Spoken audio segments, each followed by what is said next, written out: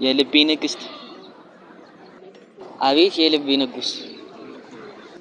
ምንም የለኝም ምን ላደርግልሽ ምን አልክ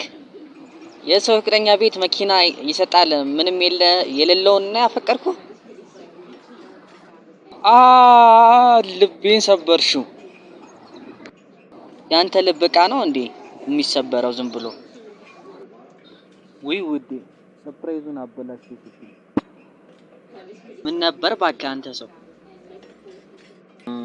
እሱማ የመኪና ስጦታ ልሰጥሽ ነበር ዋው ይሄማ አሪፍ ነው እና ለምን ታዲያ ሰርፕራይዝ አታደርገኝም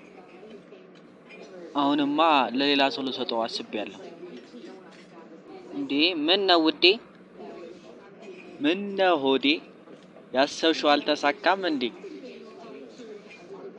ቆይ ድምጥ ማጠን ነው ማጠፋለህ